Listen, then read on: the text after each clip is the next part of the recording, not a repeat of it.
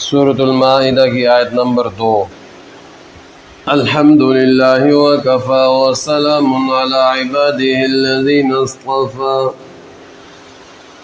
اما بعد فاعوذ باللہ من الشیطان الرجیم بسم اللہ الرحمن الرحیم يا أيها الذين آمنوا لا تحلوا شعائر الله ولا الشهر الحرام ولا الهدي ولا القلائد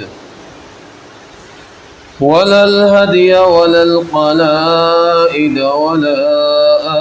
آمين البيت الحرام يبتغون فضلا من ربهم ورضوانا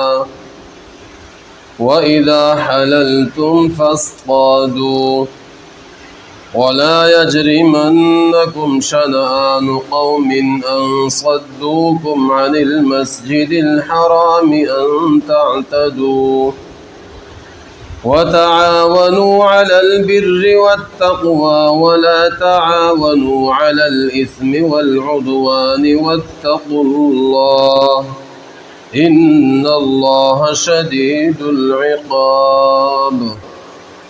درود شریف۔ یا ایھا الذین آمنوا، اے ایمان والو، لا تحلوا شعائر اللہ، اللہ کی نشانیوں کو حلال نہ سمجھو، ولا الشہر الحرام، اور نہ حرمت والے مہینے کو، ولا الہدی، اور نہ حرم میں قربانی ہونے والے جانور کو، ولا القلائد، اور نہ ان جانوروں کو جن کے گلے میں پٹے پڑے ہوں، ولا آمین البیت الحرام، اور نہ حرمت والے گھر کی طرف آنے والوں کو، یبتغون فضلا من ربهم ورضوانا، جو اپنے رب کا فضل اور اسی کی خوشی ڈھونڈتے ہیں، وَإِذَا حَلَلْتُمْ فَاصْطَادُوا، اور جب تم احرام کھول دو پھر شکار کرو، وَلَا يَجْرِمَنَّكُمْ شَنَآنُ قَوْمٍ أَن صَدُّوكُمْ عَنِ الْمَسْجِدِ الْحَرَامِ أَن تَعْتَدُوا، اور تمہیں اس قوم کی دشمنی جو کہ تمہیں حرمت والی مسجد سے روکتی تھی اس بات کا باعث نہ بنے کہ زیادتی کرنے لگو۔ وَتَعَاوَنُوا عَلَى الْبِرِّ وَالتَّقْوَى، اور آپس میں نیک کام اور پرہیزگاری پر مدد کرو، وَلَا تَعَاوَنُوا عَلَى الْإِثْمِ وَالْعُدْوَانِ، اور گناہ اور ظلم پر مدد نہ کرو، وَاتَّقُوا اللَّهَ، اور اللہ سے ڈرو، ان اللہ شدید العقاب، بے شک اللہ سخت عذاب دینے والا ہے۔ میرے معزز سامعین، گزشتہ آیت میں ایفاء عہد کا ذکر ہوا کہ اپنے وعدوں کی پاسداری کرو، وہ وعدہ اللہ سے ہو، وہ وعدہ اللہ کے نبی سے ہو، وہ وعدہ میاں بیوی کا ہو، وہ وعدہ کسی بھی جماعت سے، کسی قوم سے، ملک کی سطح پہ، بین الاقوامی سطح پہ کسی ایک فرد کے ساتھ وعدہ، تو تمام کے تمام وعدوں کے متعلق فرمایا کہ ان کو کیا کرو، پورا کرو، اس کو پائے تکمیل تک پہنچاؤ۔ اب میرے معزز سامعین، آج کی اس آیت میں، زیر درس آیت میں، اللہ تعالیٰ نے پہلی بات تو یہ بیان فرمائی ہے کہ شاعر اللہ کی تعظیم کرو۔ شاعر اللہ، شاعرہ کی جمع ہے، اور اس کا معنی نشانی، اللہ کی جو نشانیاں ہیں، اللہ کی نشانیاں اور اللہ کی جو قدرت ہے، فرمایا اس کی بے حرمتی نہ کرو، اس سے اللہ رب العالمین نے منع فرمایا ہے۔ اور دوسری بات یہ سمجھائی، بیان فرمائی کہ عدل و انصاف سے کام لو، ظلم کا بدلہ ظلم سے نہ دو، بلکہ کیا کرو، عدل و انصاف کے ساتھ کام لو۔ اب اس پر حضرات مفسرین نے کچھ واقعات لکھے ہیں۔ ایک واقعہ یہ ہے کہ جب آپ صلی اللہ علیہ وسلم اور آپ کے صحابہ رضوان اللہ تعالی علیہم اجمعین جب ہجرت کر کے آپ مدینہ منورہ تشریف لے گئے تو سن 6 ہجری میں اللہ کے نبی نے اور آپ کے ساتھ صحابہ اکرام نے تقریباً 1400 صحابہ عمرہ کی نیت سے چل پڑے۔ حدیبیہ کے مقام پر ان کو روک دیا گیا تھا۔ کفار مکہ مشرکین مکہ نے کہ ہم آپ کو آگے جانے نہیں دیں گے،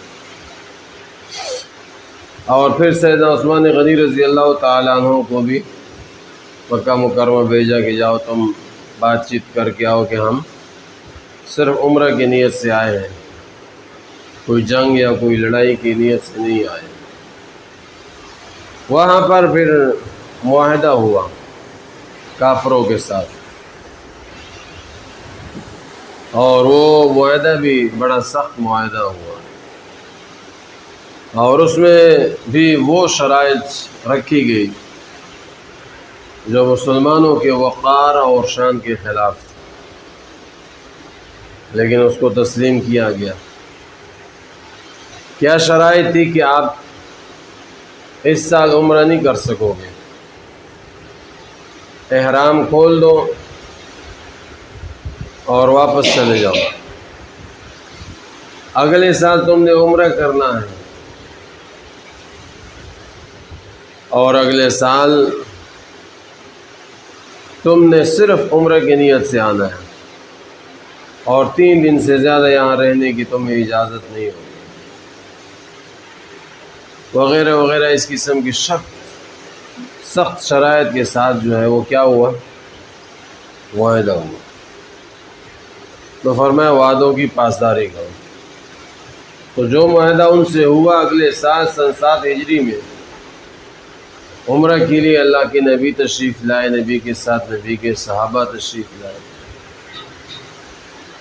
اور جو معاہدہ ہوا تھا اسی کے مطابق انہوں نے اپنا عمرہ کیا اور واپس چلے گئے۔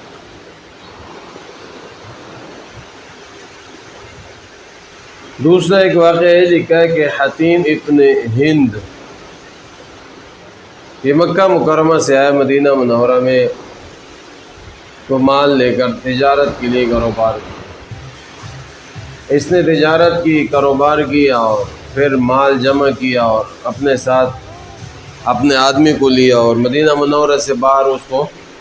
ٹھہرا دیا، مال بھی دیا اور سامان تجارت جو بھی تھا اس کے حوالے کر کے اس کو وہاں بٹھا کے تو خود آپ صلی اللہ علیہ وسلم کی خدمت میں حاضر ہو اور کہنے لگا کہ میں اسلام قبول کرتا ہوں، لا الہ الا اللہ محمد رسول اللہ پڑھتا ہوں۔ اس آدمی کے آنے سے پہلے اللہ رب العالمین نے وحی کے ذریعے سے اس آدمی کے بارے میں اللہ کے نبی کو بتا دیا تھا، خبردار کر دیا تھا کہ اس طرح ایک آدمی آ رہا ہے، اور اس کا ارادہ اسلام قبول کرنے کا نہیں ہے، منافق آدمی ہے، اعتقادی منافق ہے، اوپر سے اسلام کا دعویٰ کرے گا، مسلمانوں کا جو ہے وہ اعتماد حاصل کرنے کے لیے۔ آپ صلی اللہ علیہ وسلم نے ارشاد فرمایا کہ ابھی ایک شخص آئے گا، اس طرح آئے گا، ایمان کا بظاہر دعویٰ کرے گا لیکن اندر سے اس کا ایمان نہیں ہوگا۔ وہ آیا اور نبی کی خدمت میں حاضر ہوا اور بظاہر اس نے اسلام کا اور ایمان کا دعویٰ کیا، اور پھر اس کے بعد وہاں سے چل نکلا۔ آپ صلی اللہ علیہ وسلم نے ارشاد فرمایا کہ جب یہ آیا تھا تو بظاہر ایمان لانے کے دعوے کے ساتھ آیا تھا، اور جب گیا تو دھوکے کے ساتھ گیا، اپنے آپ کو اس نے دھوکہ دیا اور چلا گیا۔ اب یہ آدمی مدینہ منورہ سے باہر جا کر مسلمانوں کے جانور چر رہے تھے، اس جانوروں کو بھی ہانک کر اپنے ساتھ مکہ مکرمہ لے گیا۔ زیادتی کرتے ہوئے۔ اب جب اگلے سال آپ صلی اللہ علیہ وسلم عمرہ کے لیے تشریف لے گئے اور آپ کے ساتھ مسلمان بھی تھے، تو انہوں نے اس آدمی کو دیکھا کہ وہ آدمی بھی ہمارے جو جانور چوری کیے تھے ان کو لے کر تو وہ بھی عمرہ کے لیے آ رہا ہے، قربانی کی نیت سے یا ذبح کی نیت سے ان جانوروں کو لا رہا ہے۔ صحابہ اکرام نے اس آدمی کو دیکھا، پہچان لیا، جانوروں کو بھی پہچان گئے، یہ تو ہمارے جانور جو وہاں سے لے کر آ رہے۔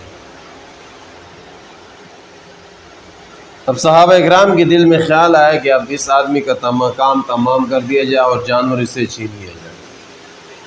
یہ تھا دوسرا یہ واقعہ، لیکن چونکہ دوسری طرف وعدہ تھا،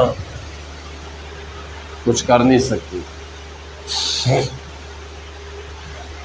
تیسرا واقعہ یہ لکھا ہے کہ جب آپ صلی اللہ علیہ وسلم اور صحابہ اکرام رضوان اللہ تعالی علیہم اجمعین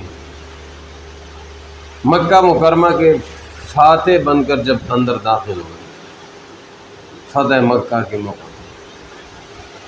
تو اس وقت بھی بعض مسلمانوں کے دل میں خیال آیا کہ اب تو ہم فاتح ہو چکے ہیں کعبہ میں، اپنا پرانا بدلہ لے لینا چاہیے۔ لیکن آپ صلی اللہ علیہ وسلم جب تشریف لائے تو عام معافی کا اعلان کرتے ہیں، اور اللہ نے بھی فرمایا کہ یہ جو زمانہ جاہلیت میں جو کچھ کرتے رہے ہیں، بس آپ ان سے اس کا بدلہ نہ لو، بس درگزر کرو۔ اللہ تعالیٰ سے دعا ہے کہ اللہ تعالیٰ مجھے اور آپ کو قرآن و سنت کی صحیح سمجھ نصیب فرمائے اور اس پر عمل کر کے دوسروں تک پہنچانے کی توفیق نصیب۔ الحمدللہ رب العالمین الرحمن الرحیم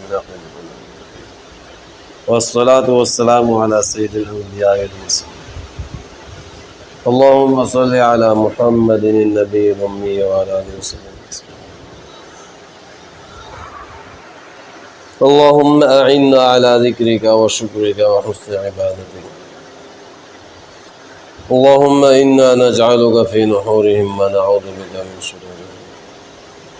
اللهم إنا نسألك رضاك والجنة